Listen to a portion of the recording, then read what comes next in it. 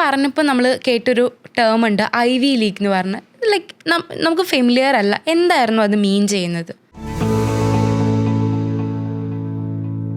So Ivy league എന്ന് പറയുമ്പോൾ it's A group of universities. ഏറ്റവും ടോപ്പ് റാങ്കിങ് ഉള്ള യൂണിവേഴ്സിറ്റീസിൻ്റെ ഒരു ഗ്രൂപ്പാണ് കോമൺലി പറയുന്ന ഐവി ലീഗ് എന്ന് പറഞ്ഞത്. ഇപ്പോൾ MIT എന്ന് പലരും കേട്ടിട്ടുണ്ടാവും, മാസച്യൂട്ട് ഇൻസ്റ്റിറ്റ്യൂട്ട് ഓഫ് ടെക്നോളജി ഉണ്ട്, പിന്നെ സ്റ്റാൻഫോർഡ് യൂണിവേഴ്സിറ്റി ഉണ്ട്. സോ ഇതൊക്കെ ഐവി ലീഗിൽ വരുന്ന ഒരു യൂണിവേഴ്സിറ്റിയാണ്. അപ്പോൾ നമുക്ക് എല്ലാ രാജ്യത്തും ഇതേപോലെ ഏറ്റവും ടോപ്പ് റാങ്കിങ് ഇൻസ്റ്റിറ്റ്യൂട്ടിന് ഒരു ഗ്രൂപ്പ് ഓഫ് യൂണിവേഴ്സിറ്റീസ് എന്ന് കംപ്രൈസ് ചെയ്ത് പറയാറുണ്ട്. ഫോർ എക്സാമ്പിൾ ഇപ്പോൾ നമുക്ക് ഓസ്ട്രേലിയ എടുത്ത് നോക്കുകയാണെങ്കിൽ അവിടെ ഗ്രൂപ്പ് ഓഫ് 8 യൂണിവേഴ്സിറ്റീസ് ഉണ്ട്, ടോപ്പ് 8 യൂണിവേഴ്സിറ്റീസ്. ദെൻ UK നോക്കുകയാണെങ്കിൽ റസൽ ഗ്രൂപ്പ് ഓഫ് ഇൻസ്റ്റിറ്റ്യൂഷൻസ് വരുന്നുണ്ട്, അതെല്ലാം ടോപ്പ് റാങ്കിങ് യൂണിവേഴ്സിറ്റീസ് ആണ്.